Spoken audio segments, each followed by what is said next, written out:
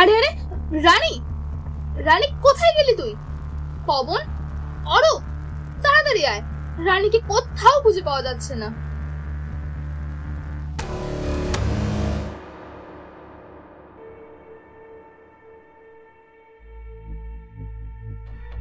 নমস্কার। গল্পকথা ও কাহিনীর আজকের নিবেদন সায়ন রুদ্রের লেখা কালিয়ার জঙ্গলে। লেখক সায়ন রুদ্রের জন্ম 18 জুলাই 1992 সালে। বেসরকারি সংস্থায় কর্মরত হলেও তার পরিচয় রহস্য রোমাঞ্চ লেখক হিসেবে।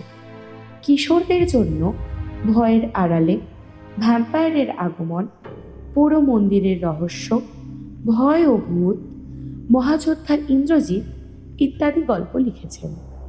বর্তমানে বিভিন্ন অডিও প্ল্যাটফর্ম ও ইউটিউব অডিও চ্যানেলগুলিতে তার গল্প খুবই জনপ্রিয়।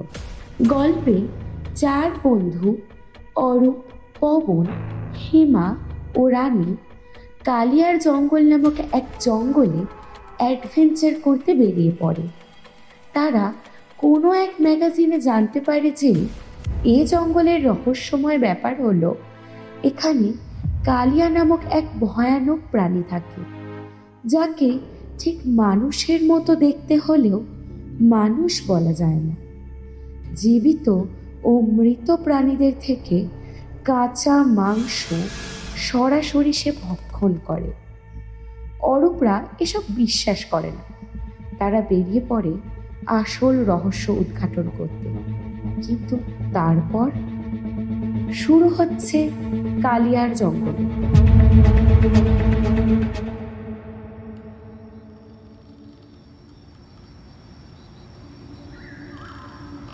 5ই নভেম্বর 2008। রাত তখন 11:45। 4 বন্ধু অরূপ, পবন, রানী আর হেমা এখন এসেছে নদিয়া জেলার চাকদা স্টেশন থেকে প্রায় 18 কিলোমিটার ভেতরে এক প্রত্যন্ত গ্রাম শিমুলপুর থেকে আরও কিছুটা ভেতরে একটা ঘন জঙ্গলে। গ্রামের মানুষদের কাছে এই জঙ্গল খুবই ভয়ানক। না, কোনো হিংস্র জন্তু থাকে না এই জঙ্গলে, তার চেয়েও ভয়ানক কিছু থাকে, আর তার নামেই এই জঙ্গলের নাম কালিয়ার জঙ্গল। শোনা যায় কালিয়া নাকি অত্যন্ত ভয়ানক একটা প্রাণী, যাকে দেখতে একদম মানুষের মতো। সে মাংসাশী, জীবিত আর মৃত জন্তুদের শরীর থেকে কাঁচা মাংস খুবলে নাকি সে খায়। রাতের অন্ধকারে তাকে দেখলে কেউ নাকি আর তার হাত থেকে প্রাণ নিয়ে বেঁচে ফিরতে পারে না। সে তাকে বধ করে তার শরীরের মাংস খেয়ে তার ক্ষুধা মেটায়। রাতের অন্ধকারে সে এই জঙ্গলের মধ্যে ঘুরে বেড়ায়। বিশেষ করে অমাবস্যার রাত হলেই জঙ্গলের মধ্যে অবাধভাবে বিচরণ করে সে। তাই তার ভয়ে সন্ধে নামার পরে, বিশেষ করে অমাবস্যার দিনে, কেউ আর এই জঙ্গলমুখ হয় না। তার ভয়ে এই জঙ্গলে কোনো পশু পাখিও থাকে না। তবে এই বিভৎস কালিয়ার গল্পটা সবই সত্যি নাকি সেটা শুধুই গ্রামের মানুষদের কল্পনা, সে বিষয়ে যথেষ্ট সংশয় আছে। প্রথমত, গ্রামের লোকেদের কারো কথাতেই এই কালিয়ার গল্পটা পুরোপুরি যুক্তিসম্মত নয়। গ্রামের লোকেদের মধ্যে এমন কেউ নেই যে কালিয়াকে সচক্ষে দেখেছে, কারণ কালিয়াকে যে দেখে সে নাকি আর বেঁচে থাকে না। আর দ্বিতীয়ত, এই কালিয়ার বাসস্থান নাকি শুধু এই জঙ্গলেই। এই জঙ্গল ছেড়ে সে কোথাও বেরোয় না। তাই কালিয়ার এই গল্পটা পুরোটাই অবাস্তব বলে মনে করে অরূপরা। অরূপদের 4 জন অর্থাৎ অরূপ রায়, রানী বোস, পবন সাধু আর হেমা মুখার্জি এখন ইঞ্জিনিয়ারিং কলেজের 3rd ইয়ারে পড়ে। হোস্টেলে থাকে। ইঞ্জিনিয়ারিং পড়ার পাশাপাশি তাদের অ্যাডভেঞ্চারের প্রতি ভীষণ ঝোঁক, বিশেষ করে প্যারানর্মাল বিষয়ে। তাই এই 4 বন্ধুর কেউ যদি জানতে পারে কোথাও কোনো ভৌতিক বাসস্থান আছে, অর্থাৎ ভুতুড়ে পোড়ো বাড়ি, কোনো নির্জন শ্মশান, তবে সেই মুহূর্তেই তারা 4 জন চলে যায় সেখানে রাত কাটাতে। তাই হঠাৎ করেই কোনো এক ম্যাগাজিনে এই কালিয়ার জঙ্গলের ব্যাপারটা পড়ার পর থেকেই পবন তার বন্ধুদের সাথে আলোচনা করে নিয়েছে যে তারা এই কালিয়ার জঙ্গলে আসবে কালিয়ার সাথে সাক্ষাৎ করতে। নিজের চোখেই দেখবে কোন ভয়ানক প্রাণী এখানে তার বাসস্থান গড়েছে। আচ্ছা পবন, সত্যি যদি এখানে কালিয়া মানে সে অদ্ভুত প্রাণী চলে আসে আর সে যদি আমাদেরকে অ্যাটাক করে, তবে কি হবে? গ্লাসে চুমুক দিয়ে কথাটা বলল অরূপ। অরূপ সহ তখন সকলেই খানিকটা মদ্যপ অবস্থায় রয়েছে। তাদের সামনে তখন আগুন জ্বলছে। জঙ্গল থেকে কাঠ খুঁটো জোগাড় করে তারা আগুন জ্বালিয়ে একসাথে বসে গল্প করছে। তার সাথে চলছে মদের গ্লাসের ঠকঠকে শব্দ আর খানিক হাসি তামাশা। আরে কি আবার হবে? নাথিং উইল হ্যাপেন, জাস্ট মারা যাবো। আর কাল সকালে এখানকার নিউজ পেপারে ছাপা হবে হিংস্র জন্তুর হাতে প্রাণ হারালো ইঞ্জিনিয়ারিং স্টুডেন্ট পবন সাধু। তার মানে পবন তুই? আরে হেমা ডার্লিং, আরে হেমা ডার্লিং ভয় পেয়ে গেল যে। খানিক ভয়ে ভয়ে কিছু বলতে যাচ্ছিল হেমা, কিন্তু তার আগেই ব্যঙ্গের সুরে কথাটা বলে হো হো করে হেসে উঠল পবন। তার কয়েক মিনিট পরে হাসি থামিয়ে পবন বলে উঠল, আরে ওসব ভয় ভয় পাওয়ার কোনো কারণ নেই। ওসব ভূত প্রেত দৈত্য পিশাচ দানব বলে কিছু হয় না। দেখলি না কত পোড়ো বাড়িতে কত নির্জন গ্যারেজে আমরা রাত কাটিয়েছি। কই কখনো কি কোনো রকম কোনো ভূতের দেখা আমরা পেয়েছি? পাইনি তো।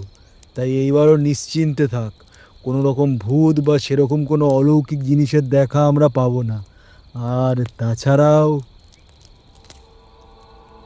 একটুখানি থেমে কথাটা বলল পবন, তাছাড়াও তোদের ওই কালিয়া ফালিয়া কে যেন আছে, সে যদি আসেও তবে সে আমার সঙ্গে পেরে উঠবে না। আমার শক্তির সম্বন্ধে তোদের আইডিয়া আছে নিশ্চয়ই। You guys know it very well, right? কথাটা বলে পবন হাতটা একটু বেঁকিয়ে তার বাইসেপসটা দেখালো সকলকে। সত্যি পবনের স্বাস্থ্যবান চেহারা, সুদর্শন, যাকে এক কথায় বলে একেবারে রাজকুমারের মতো চেহারা। আর তাছাড়াও আমার যদি কিছু হয়ে যায়, আমি কিন্তু হেমারানির কিছু হতে দেবো না। দরকার হলে আমি ওই কালিয়ানা ফালিয়ানা দালিয়াকে আসে ওর সাথে লড়াই করে ওকে মেরে ফেলবো। তবু জান দিয়ে হলেও আমি তোমাকে ঠিক রক্ষা করব হেমা। হবু বউ বলে কথা। আহা, আমার খেয়ে দিয়ে কোনো কাজ নেই। আমি তোর মতো একটা ব্যাগাবান ছেলেকে বিয়ে করব? দেখ, আমি সুন্দরী যুবতী, আমার মা বাবা আমার জন্য অনেক ভালো ছেলে জোগাড় করবে, তোর চেয়ে অনেক ভালো আর হ্যান্ডসাম, বুঝলি? আর আমি তাদের পছন্দ করা ছেলেকেই বিয়ে করব। কথাটা যে হেমা একটু ইয়ার্কি করেই পবনকে বলেছে সেটা পবনের সাথে বাকিরাও বুঝতে পারল।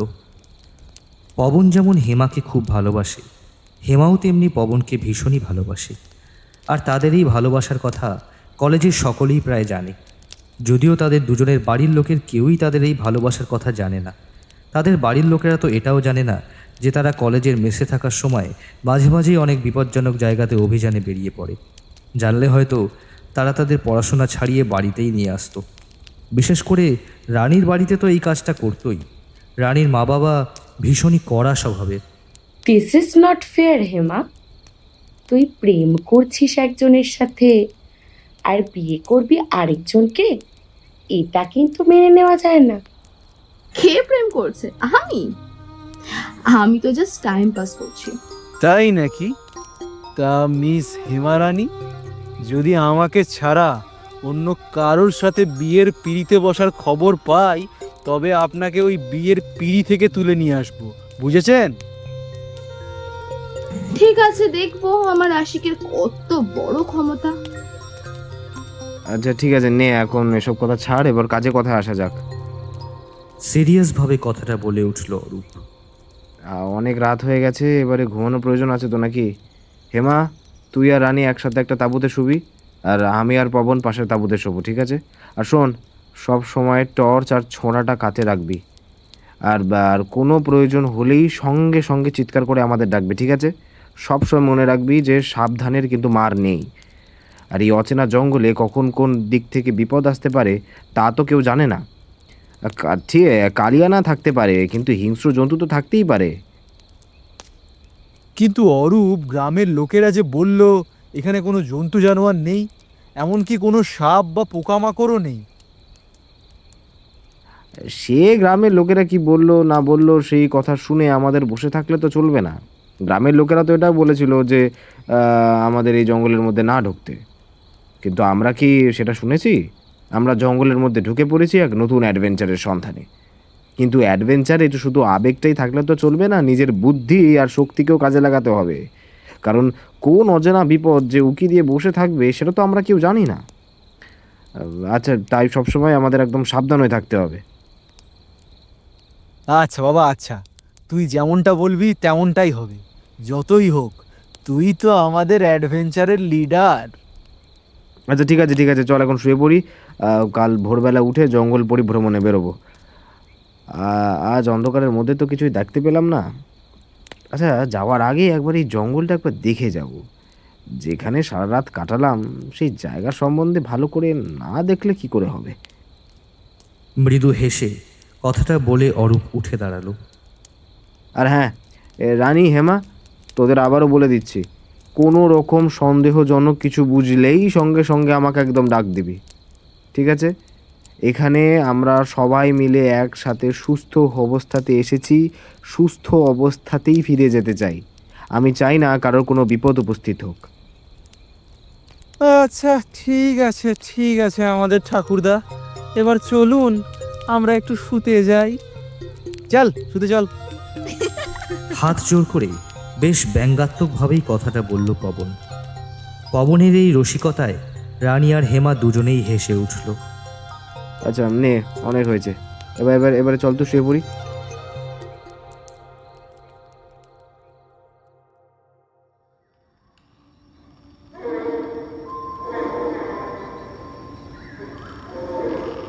তখন মাঝরাত।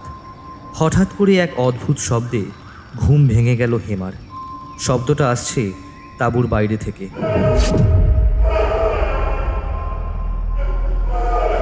একটা অদ্ভুত ধরনের অজানা শব্দ, অনেকটা মানুষের কান্না আর গোঙানি একসাথে মিশ্রিত হলে যেমন শব্দ হয়, অনেকটা সেরকম।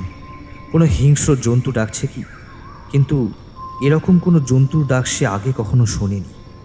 খানিক ভয় আর বিস্ময়ের সাথে পাশে শুয়ে থাকা রানীর গায়ে হাত দিয়ে তাকে ডাকতে গিয়েই অবাক হয়ে গেল হেমা। রানী, এ কি? তার পাশে রানী শুয়ে নেই। আশ্চর্য তো, এত রাত্রে কোথায় গেল রানী? আরে আরে, রানী কোথায় গেলি তুই? অরূপ, পবন, তাড়াতাড়ি আয়, রানীকে কোথাও খুঁজে পাওয়া যাচ্ছে না। হেমা, হেমা কি হয়েছে? হেমা, এভাবে এভাবে চেঁচিয়ে উঠলি কেন? কি হয়েছে? হেমার চিৎকার শুনে তাড়াতাড়ি করে রানীদের তাঁবুতে প্রবেশ করলো পবন আর অরূপ। পবন, পবন!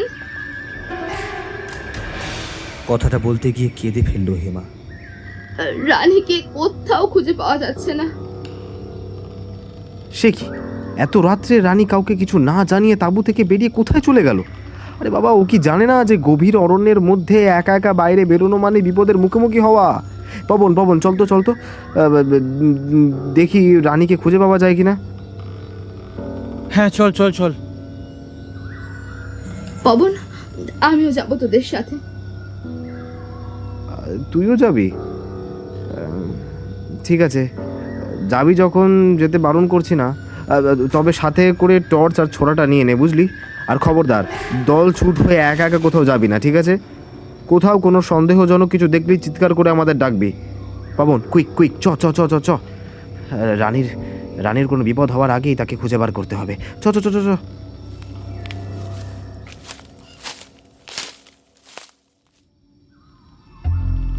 এ কি রে, কিছুই তো দেখা যাচ্ছে না, চারিদিকে এত কুয়াশা কেন?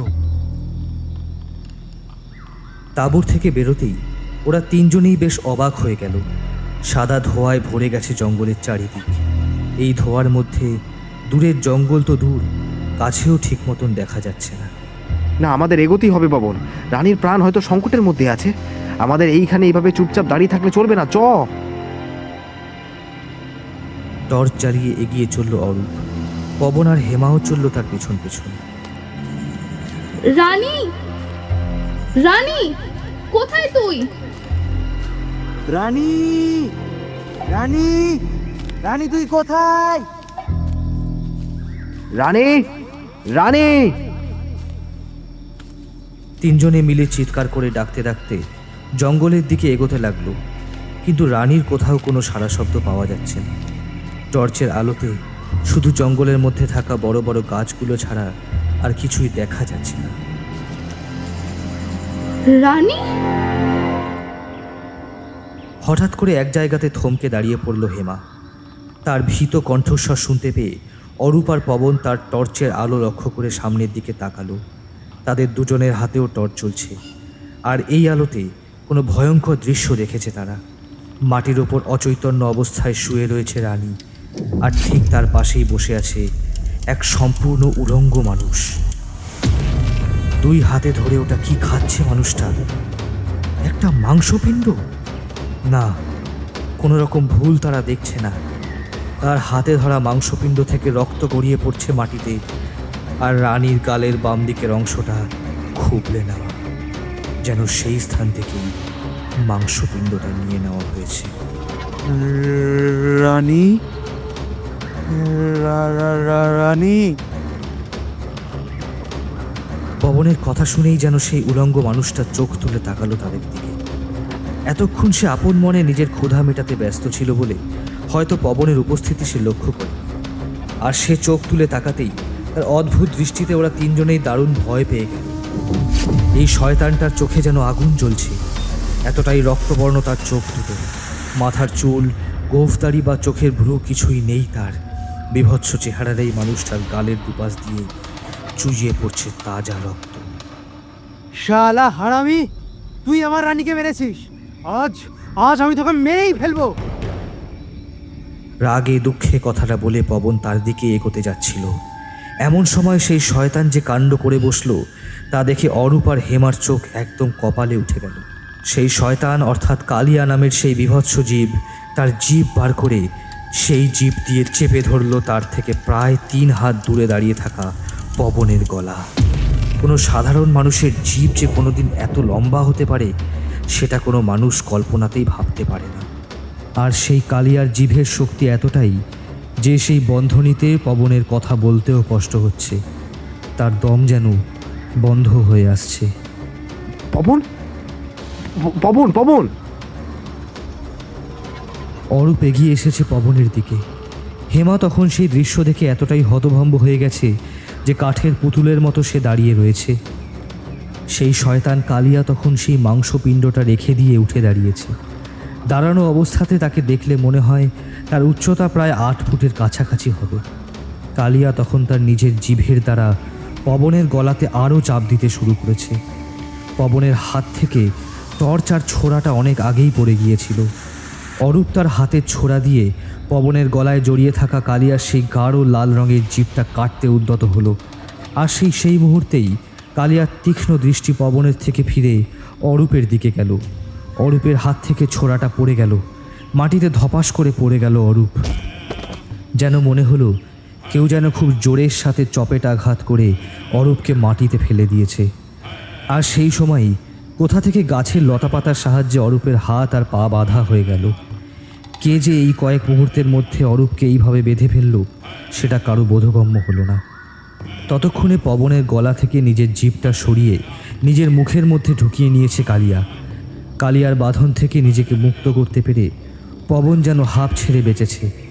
তবুও তার গলার মোটা লাল রঙের দাগ দেখে স্পষ্ট বোঝা যায় যে তার উপর দিয়ে কতটা শারীরিক ধকল গেছে। আর এই শারীরিক নির্যাতনের মাত্রাটা এতটাই বেশি যে এখনও নিজেকে পুরোপুরি সুস্থ হিসেবে উপলব্ধি করতে পারছে না পবন। ঠিক এই সময়তেই হঠাৎ করেই এক ভয়ানক রকমের অট্টহাসি হেসে উঠল কালিয়া। পবন! পবন! হেমা, হেমা, হেমা! কাতরভাবে কিছু একটা বলতে চাইল অরূপ, কিন্তু হেমাকে ছাড়াতে সে নিরুপায়। তার হাত পা তখন বাঁধা অবস্থাতেই আছে। জীবনে এতটা অসহায় বোধ সে কখনো করেনি। Help me! কেউ বাঁচাও আমায়! হেমা তখন সেই গাছের ডালের সাথে উল্টোভাবে ঝুলছে। কালিয়া তখন ধীরে ধীরে এগিয়ে আসছে হেমার দিকে। পবন আর অরূপের তখন অসহায়ভাবে তাকিয়ে থাকা ছাড়া আর কিছুই করার নেই। অরূপ এখন বন্দী, আর পবন একটু আগেই যেভাবে অশ্রান্ত হয়েছে কালিয়ার কাছে, সে বুঝতে পেরেছে এই মানুষরূপী জীবটা কতটা ভয়ানক আর শক্তিশালী। চলতে চলতে এরকম ঝুলন্ত হেমার সামনে এসে দাঁড়ালো কালিয়া। কালিয়ার লোলুপ আর ভয়ানক দৃষ্টি দেখে হেমা ভীষণ ভয়ে চুপ হয়ে গেল। হঠাৎ করেই কালিয়া ঝুঁকে পড়ল হেমার মুখের সামনে, আর হেমা প্রচণ্ড চিৎকার করে উঠল।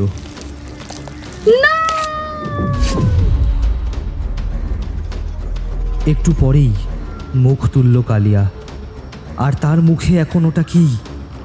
একটা রক্তাক্ত মাংসপিণ্ড, একটা কান। হ্যাঁ, কানই বটে। রাতে আলো আধারিতেই স্পষ্ট বোঝা যাচ্ছে কালিয়ার মুখের মধ্যে এখন একটা কাটা কান, যার কিছুটা অংশ কালিয়ার মুখে ঢোকানো, আর বেশিরভাগ অংশটাই বাইরে বেরিয়ে আছে। হেমার মুখের যেই স্থানে বা কানটা ছিল, সেই স্থান থেকে এখন গলগল করে রক্ত বেরিয়ে পড়ছে, আর প্রচণ্ড যন্ত্রণায় চিৎকার করছে হেমা। বাঁচাও, আমাকে কেউ বাঁচাও। হেমা, হেমা, এই কি হলো রে তোর? হেমা, হেমা, কেন মরতে আমরা এখানে এসেছিলাম? কেন এসেছিলাম এখানে আমরা? হেমা!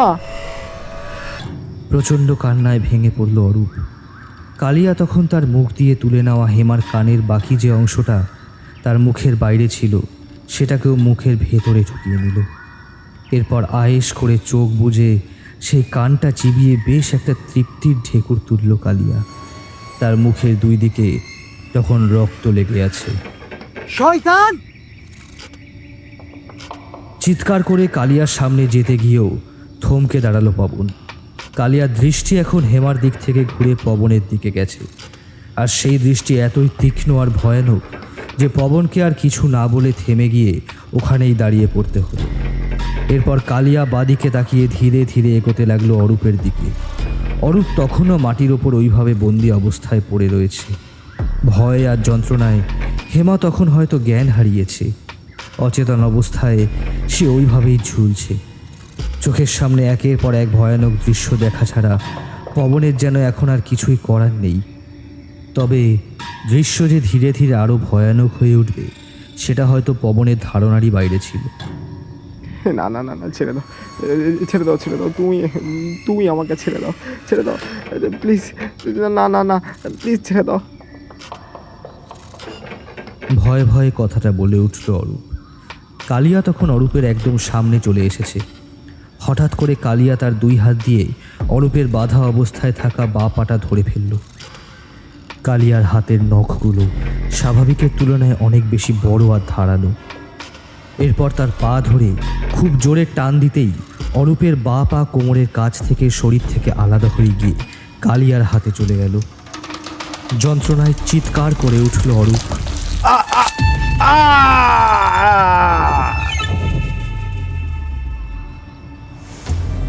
হাত বাড়িয়ে প্রচণ্ডভাবে চিৎকার করে উঠল পবন, কিন্তু আবার কালিয়ার সেন দৃষ্টি তার দিকে নিক্ষিপ্ত হলো। আবার চুপ করে গেল পবন। এই শয়তানের চাহনির সামনে পবন যেন তার সমস্ত শক্তি আর সাহস হারিয়ে একেবারে কাঠের পুতুলের মতো নিস্তেজ হয়ে পড়ে। এরপর কালিয়া আবার অরূপের দিকে তাকালো, তবে তার চোখে এখন আর কোনো ক্রূর দৃষ্টি নেই, বরং একটা প্রশান্তির ভাব ফুটে উঠেছে। যেন মনে হচ্ছে অরূপের শারীরিক ক্ষতি করতে পেরে এই শয়তান যেন পরম তৃপ্ত হয়েছে। এরপর কালিয়া তার হাতে ধরে থাকা অরূপের কাটা পাটার দিকে তাকালো। অরূপ তখন প্রচণ্ড যন্ত্রণায় চিৎকার করছে, তার শরীর থেকে রক্ত গড়িয়ে মাটিতে পড়ছে। কালিয়া সেই কাটা পা উল্টো করে নিজের মুখের কাছে নিয়ে গেল। তারপর সেই পায়ের গোড়াতে লেগে থাকা রক্ত জিভ বার করে চাটতে লাগলো। এই নারকীয় দৃশ্য চোখের সামনে দেখে ভয়ে ঘৃণায় আপনা থেকে চোখটা বন্ধ হয়ে গেল অরূপের। না না না না না, আমাকে পালাতে হবে, এই স্থান থেকে আমাকে পালাতেই হবে। হঠাৎ করে যেন হুঁশ ফিরল পবনের। সে দৌড়ে সেই স্থান থেকে পালাতে গেল। পালানোর পথে সে একবার মাটিতে পড়েও গেল, কিন্তু উঠে দাঁড়িয়ে সে আবার রুদ্ধশ্বাসে দৌড় দিল। কালিয়া একবার তার দিকে তাকালো, কিন্তু নিজের ক্ষুধা মেটাতে সে তখন এতটাই ব্যস্ত ছিল যে পবনকে থামানোর কোনো চেষ্টাও সে করল না। বাঁচাও, বাঁচাও, বাঁচাও, বাঁচাও, কে আছো, কে আছো, বাঁচাও, বাঁচাও আমাকে, কে আছো, বাঁচাও আমাকে। দৌড়াতে দৌড়াতে সে জঙ্গল পেরিয়ে একটা গ্রামে এসে হাজির হলো। সেখানকার লোকজন তখন সকলে ঘুমে অচেতন হয়ে আছে। খুলুন, খুলুন, খুলুন, দয়া করে দরজা খুলুন, নইলে নইলে ওই কালী আজ আমাকে মেরে ফেলবে। খুলুন, ভেতরে কে আছেন, দরজাটা খুলুন। গ্রামের একটা ঘরের দরজার কাছে এসে খুব জোরের সাথে দরজাটা ধাক্কা দিতে দিতে কথাটা বলল পবন। কে? দাঁড়ান, আসছি আসছি। ওহ, কে আবার এলো এত রাতে? ছেলেটাকে চিনিস নাকি তুই? চিৎকার চেঁচামেচি শুনে গায়ের অন্য ঘর থেকেও লোকেরা বেরিয়ে এসেছে। তাদের মধ্যে থেকে একজন যুবক সুজন এই অচেতন পবনকে দেখে এমনভাবে কথা বলল যেন সে আগে থেকেই তাকে চেনে। আরে ওই যে বিকেলবেলাতে চায়ের দোকানে এসেছিল, মনে নেই? কালু, তোর তো মনে আছে। কিন্তু ও তখন একা ছিল না, ওর সঙ্গে তো আরও 2-3 জন ছিল। হ্যাঁ, আমাদের কালিয়ার জঙ্গলের ব্যাপারে জিজ্ঞাসা করছিল। কালিয়ার জঙ্গল? সুজনের কথা শুনে হঠাৎ করে রতনবাবু যেন ভীষণভাবে ভয় পেয়ে গেল। কালিয়ার জঙ্গলে যে একবার যায় সে তো আর ফিরে আসে না। ও কালিয়ার জঙ্গলে কি করতে গিয়েছিল? ও বেঁচেই বা কি করে? রতনদা, এই এখন অত ভাববার সময় নেই। আপাতত চলো, ছেলেটার জ্ঞান ফেরানোর একটা ব্যবস্থা করি। এই তোমরা একটু এদিকে এসো তো। এই সকলে মিলে একটু ধরাধরি করে ঘরের মধ্যে নিয়ে যাই ছেলেটাকে। চলো সকলে একটু হাত লাগাও গো। 3-4 জন ধরাধরি করে পবনকে শ্যামবাবুর ঘরে নিয়ে যাওয়া হলো। পবনের চোখে মুখে জল দিয়ে জ্ঞান ফেরানো হলো। আমি আমি কোথায়? হ্যাঁ, আমি কোথায়? চিন্তা নেই, একদম ব্যস্ত হয়েও না। তুমি আমার ঘরে আছো বাবা। জ্ঞান ফিরে হতচকিতভাবে উঠে বসল পবন। সবটাই এখন কেমন ঘোলাটে লাগছে পবনের কাছে। সে এখনই ঘরের মধ্যে কেন, আর তাকে ঘিরে থাকা এত লোকজনই বা কারা? এখন সব কথা খুলে বলো তো বাবা, তুমি ওই কালিয়ার জঙ্গলে কি করছিলে? আর তুমি সেখান থেকে... এই রতনদা, তুমি একটু থামো তো। ছেলেটার সবে মাত্র জ্ঞান ফিরেছে, এখন ওকে একটু জিরোতে দাও। ও একটু ধাতস্থ হয়ে নিক, তারপর সময় মতন ও হয়তো আমাদের সব কথাই বলবে। পবন তখন চৌকির ওপর উঠে বসেছে। কালিয়ার জঙ্গলে সেই ভয়ানক অভিজ্ঞতার কথা ফুটে উঠল তার স্মৃতিপটে। হাউ হাউ করে কেঁদে উঠল পবন। দেওয়া, অরূপ, তোদের আমি বাঁচাতে পারলাম না, তোদের আমি বাঁচাতে পারলাম না। আমায় ক্ষমা করে দিস, আমায় ক্ষমা করে দিস তোরা।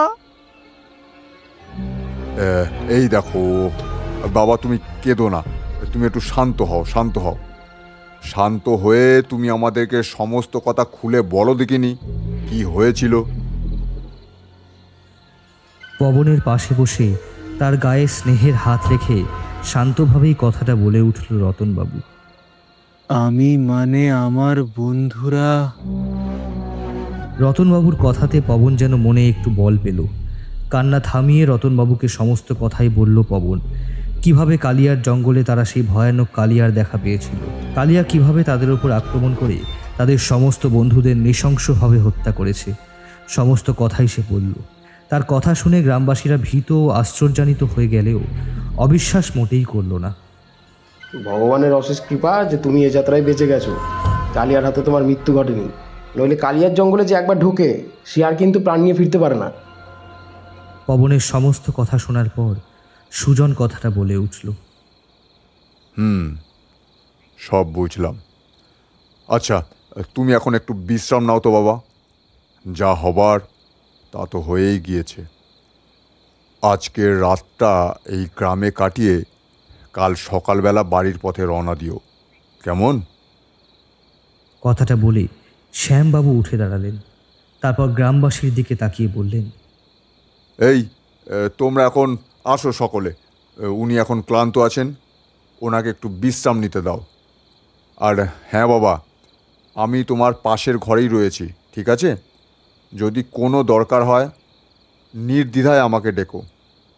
আর যদি জল পিপাসা পায়, ওই যে ওই পাশেই কুঁজো রাখা আছে, সামনে দেখো ঘটিও আছে, তুমি ওখান থেকে জল নিয়ে খেও, কেমন? আচ্ছা বাবা, তুমি এখন একটু বিশ্রাম নাও। শেষের কথাটা পবনকে বলে শ্যামবাবু গ্রামের সকলকে নিয়ে চলে যাচ্ছিল। তারপর হঠাৎ করে পিছন ঘুরে পবনকে বলল, আর হ্যাঁ, দরজাটা দিয়ে ঘুমিও কিন্তু, মাঝরাতের ব্যাপার, বুঝতেই তো পারছো। শ্যামবাবুর এই কথাটা শুনে পবনের কেমন যেন মনে হলো। তবুও তার শ্যামবাবুর কথাতে অসন্তুষ্ট হলে চলে না। তিনিই তো তাকে আশ্রয় দিয়েছেন, বিপদের সময় তাকে রক্ষা করেছেন। ওরা চলে যাওয়ার পর উঠে গিয়ে ঘরের দরজাটা ভিতর থেকে বন্ধ করে দিল পবন। খুব ঘুম পাচ্ছিল তার। সারাদিন যে মানসিক পরিস্থিতির মধ্যে দিয়ে গেছে সে, ঘুম পাওয়াটাই স্বাভাবিক ব্যাপার। চৌকির উপর শুয়ে পড়তেই ঘুমে তার চোখ দুটো বুজে এলো।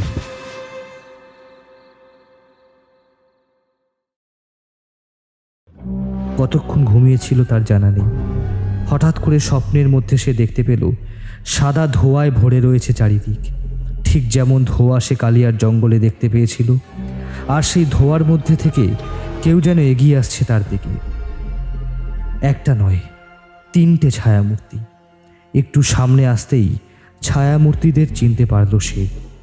এ যে অরূপ, হেমা আর রানী, এরা তাহলে বেঁচে আছে। কিন্তু এ কি, এদের দেখে এমন ভয়ানক লাগছে কেন? তিনজন নিষ্পলক চোখে এখন তাকিয়ে আছে তার দিকে। রানীর গালের বাদিকের অংশটা খাবলে নেওয়া, হেমার বা কানটা নেই, আর অরূপের বাদিকের কোমরের নিচ থেকে পায়ের অংশটা নেই। কি বিভৎস দৃশ্য!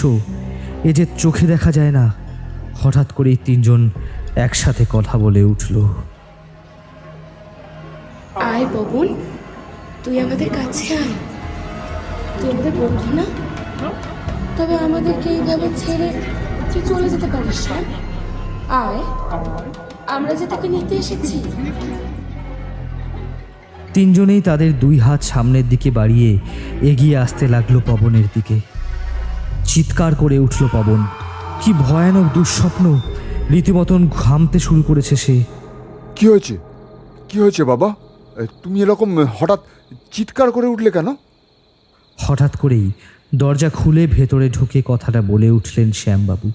না, কিছু না, আসলে আসলে ভয়ের রেশটা তখনও কাটিয়ে উঠতে পারেনি সে। কিন্তু শ্যামবাবুকে এইভাবে ব্যতিব্যস্ত করার জন্য সে মনে মনে একটু লজ্জিতই হলো। ও, বুঝেছি, তুমি নিশ্চয়ই কোনো স্বপ্ন দেখেছো, তাই তো? পবন কিছু না বলে চুপ করে থাকলো। তা স্বপ্নের আর দোষ কি বলো? যে ভয়ানক জায়গা থেকে তুমি রেহাই পেয়ে এসেছো, তাতে সেই ভয়ানক অনুভূতি তোমাকে যে মাঝে মাঝে বিরক্ত করবে, এটাই তো স্বাভাবিক। তুমি ওসব নিয়ে আর চিন্তা করো না। এ নাও, তুমি একটু জল খেয়ে নাও তো। কথা বলতে বলতে কুজো থেকে এক ঘটি জল নিয়ে পবনের দিকে বাড়িয়ে দিলেন শ্যামবাবু। পবন তার হাত থেকে জলের ঘটিটা নিল। সে লক্ষ্য করল ভয়টা তাকে এমনভাবে আষ্টে পৃষ্ঠে রেখেছে যে জলের ঘটিটা নেওয়ার সময় তার হাতটা কাঁপছিল। তা বাবা, স্বপ্নের মধ্যে তুমি কি দেখলে? তোমার বন্ধুরা আবার ফিরে এসেছে, তোমাকে হাত বাড়িয়ে ডাকছে তারা, কি তাই তো? হ্যাঁ, কিন্তু আপনি কিভাবে জানলেন? জল খেতে খেতে অবাক হয়েই শ্যামবাবুকে কথাটা বলে উঠল পবন। আমার যে কিছুই অজানা নয় বাবা, আমি সব জানি। পবন লক্ষ্য করল কথা বলার সময় তার মুখে একটু হালকা হাসির রেশ রয়েছে। আচ্ছা, তোমাকে যে শোয়ার সময় দরজার খিলটা দিয়ে শুতে বলেছিলাম, তা তুমি সেটা দিয়ে শুয়েছিলে তো?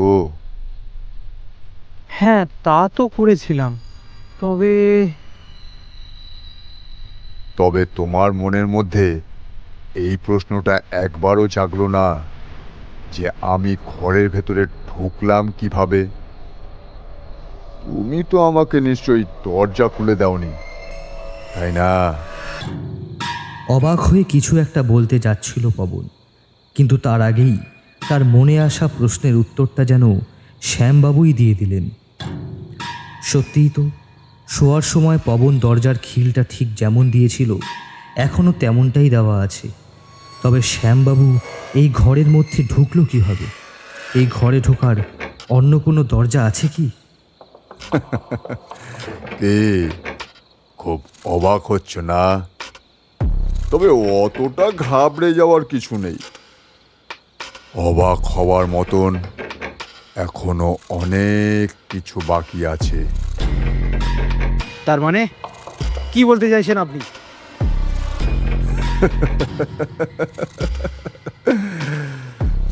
একবার পিছনের দিকে তাকিয়ে দেখো তো পবন বাবু, দেখো তো কিছু চিনতে পারছো কিনা? হ্যাঁ হ্যাঁ হ্যাঁ। উঠে দাঁড়িয়ে বেশ উত্তেজিতভাবে কিছু একটা বলতে যাচ্ছিল পবন, আর ঠিক তখনই মৃদু হেসে কথাটা বলে উঠলেন শ্যামবাবু। তার কথাতে এমন এক নির্দেশের সুর আছে যে তার কথাকে ঠিক অমান্য করা যায় না। পিছনের দিকে তাকিয়েই একদম অবাক হয়ে গেল পবন। কোথায় ঘর, কোথায় কি? এ তো ঘন জঙ্গল, চারিদিকে বড় বড় গাছ। এই ঘন জঙ্গল যে তার ভীষণই চেনা, কালিয়ার জঙ্গল। কিন্তু সে তো শ্যামবাবুর ঘরের মধ্যেই দাঁড়িয়েছিল। কালিয়ার জঙ্গল এলো কিভাবে? আর কালিয়ার জঙ্গলে থাকা মানেই তো তার মৃত্যু অবধারিত। যে কোনো মুহূর্তেই ওই ভয়ানক কালিয়া এসে দাঁড়াতে পারে তার সামনে। কথাটা ভাবতেই পবনের গায়ে একদম কাঁটা দিয়ে উঠল। কি পবন বাবু, চিনতে পারলেন জায়গাটা? শ্যামবাবুর কথা শুনে পবন চমকে সামনের দিকে তাকালো। কিন্তু কোথায় শ্যামবাবু, কোথায় কে? জঙ্গলের মধ্যে সে এখন একা দাঁড়িয়ে আছে। শ্যামবাবু, শ্যামবাবু, কোথায় আপনি? বেশ উচ্চ কণ্ঠে শ্যামবাবুকে ডাকলো পবন, কিন্তু গভীর জঙ্গলের মধ্যে শুধু তার আওয়াজের প্রতিধ্বনি ছাড়া আর কোনো মানুষ বা পশু পাখির আওয়াজই শুনতে পেল না পবন। এবার পবনের বেশ ভয় লাগতে শুরু করলো। হঠাৎ করে নিজের হাতের দিকে তাকাতেই আতঙ্কিত হয়ে গেল পবন। তার হাতে জলের যে ঘটিটা ছিল সেই ঘটিটা এখন নেই। তার বদলে রয়েছে একটা মানুষের কাটা কান। কানেতে একটা ছোট রিংয়ের দুল দেখে স্পষ্টই বোঝা যাচ্ছে যে এটা কোনো মেয়েরই কান হবে। প্রচণ্ড ভয় পেয়ে কানটা হাত থেকে ফেলে দিল পবন। দৌড়ে পালাতে চাইল সেই স্থান থেকে, কিন্তু পালাবে কোথায়? চারিদিকে যেন সাদা কুয়াশায় ঘিরে গেছে, কিছুই ভালো করে দেখা যাচ্ছে না।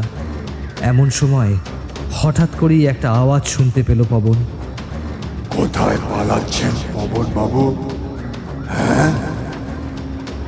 হঠাৎ করেই অবাক হয়ে গেল পবন। এই আওয়াজ তো শ্যামবাবুরই, কিন্তু তিনি কোথায়? এখন এই বিপদের সময় তাকেই তো দরকার।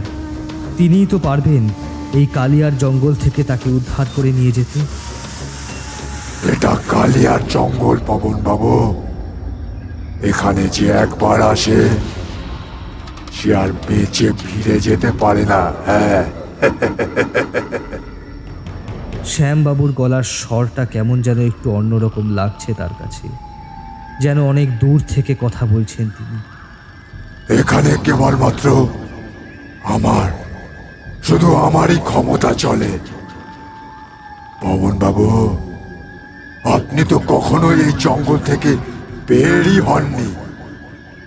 এতক্ষণ ধরে আপনি যা দেখছিলেন, যা শুনছিলেন, সবই মায়া ছিল, মায়া। এসব কি বলছে শ্যামবাবু তাকে? তিনি কি তার সাথে ইয়ার্কি করছেন নাকি? কিন্তু তার এই বিপদের মুহূর্তে এখন কি ইয়ার্কি করবার সময়? শ্যামবাবু, আপনি কোথায়? আমি দেখতে চাই আপনাকে। কোথায় আপনি?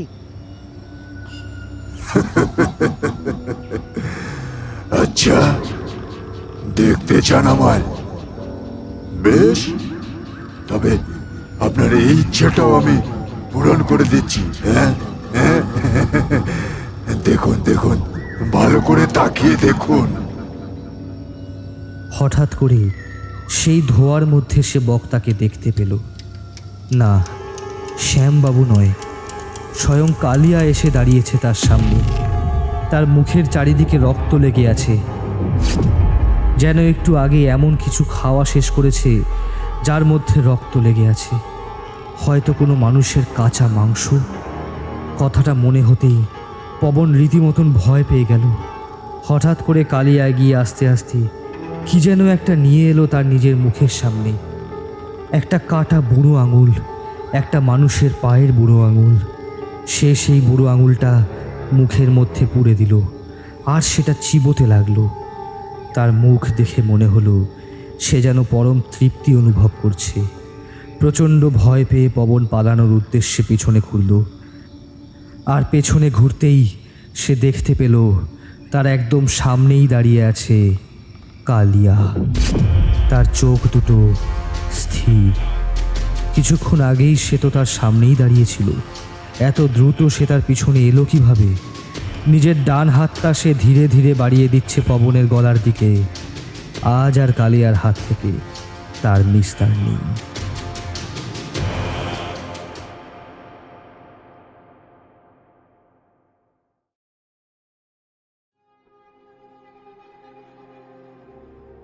শেষ হলো আজকের গল্প কালিয়ার জঙ্গলে। গল্প পাঠে সোহম ঘোষ, হেমার ভূমিকায় পূজা সুর, অরূপের ভূমিকায় সোহম ঘোষ জুনিয়র, পবনের ভূমিকায় প্রিয়ম চৌধুরী, শ্যামবাবুর ভূমিকায় নিরুপম নাথ, সুজন ও রতনবাবুর ভূমিকায় সমীরণ শীল এবং গল্পের সূত্রধর ও রানীর ভূমিকায় আমি কঙ্কা বণিক। আমাদের গল্পগুলি আপনাদের ভালো লাগলে আমাদের চ্যানেলটিকে লাইক ও সাবস্ক্রাইব করে আমাদের পাশে থাকবেন। পরের সপ্তাহে আরেকটি গল্প নিয়ে আসব। শুনতে থাকুন গল্পকথা ও কাহিনী।